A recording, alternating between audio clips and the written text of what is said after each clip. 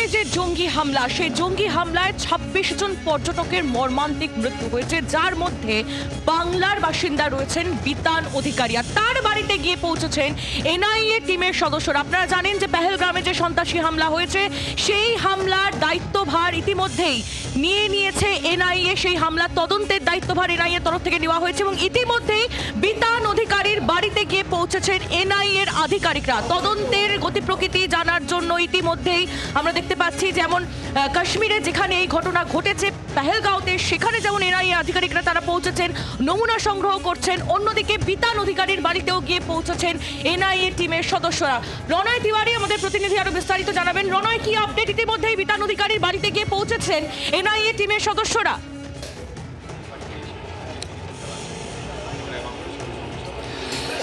একদমই আইলি, তুমি জানো যে গত মঙ্গলবার 22শে এপ্রিল কাশ্মীরের পেহেলগাঁওতে যে ঘটনা ঘটেছিল, অর্থাৎ ২৬ জনের মৃত্যু হয়েছিল, এর মধ্যে ২৫ জনই পর্যটক এবং এই ২৫ জনের মধ্যে বাংলার ৩ জন। গতকাল আমরা দেখেছি সমীর গুহর বাড়িতে আসেন এনআইএ তদন্তকারী দল এবং আজকে দেখা গেল বিতান অধিকারীর বাড়িতে এসছেন এনআইএ তদন্তকারী দল। সামনে যে বিল্ডিংটা দেখা যাচ্ছে, ক্যামেরা পার্সন দেবাশিস, যে ছবিটা দেখা যাচ্ছে, এই বাড়ি হচ্ছে বিতান অধিকারীর বাড়ি। এই মুহূর্তে ৩ সদস্যের অফিসার অর্থাৎ এনআইএ তদন্তকারী দল তারা বিতান অধিকারীর বাড়িতে এসছেন, তার স্ত্রীর সঙ্গে কথা বলবেন।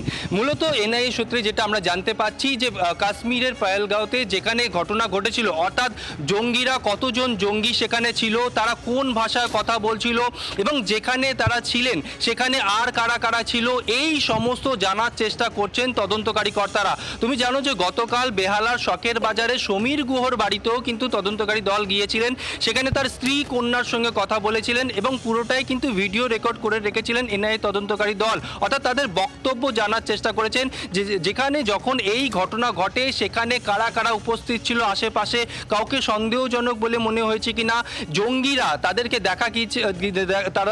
তাদেরকে দেখতে পেয়েছিলেন কিনা সমীর গুহর স্ত্রী, সেই বিষয়ে তাদের সঙ্গে কথা বলেছিলেন। আজকে কিন্তু অর্থাৎ বিতান অধিকারীর বাড়িতে এসছেন তদন্তকারী দল, এনআইএ টিম ৩ সদস্যের দল এবং সেখানে তারা বিতান অধিকারীর স্ত্রীর সঙ্গে কথা বলবেন। এবং এই মুহূর্তে আমি যদি আরো একবার ছবিটা দেখাই, মূলত তদন্তকারী কর্তারা জানার চেষ্টা করছেন যখন এই ঘটনা ঘটে সেখানে জঙ্গিরা কতজন জঙ্গি ছিল, আশপাশে যারা ছিল তাদেরকে সন্দেহজনক মনে হয়েছে কিনা।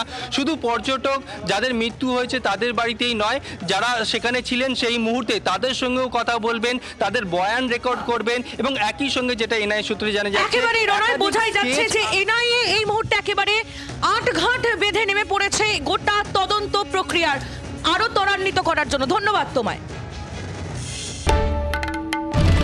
বাংলার আওয়াজ, বাঙালির আবেগ, জি 24 ঘন্টা।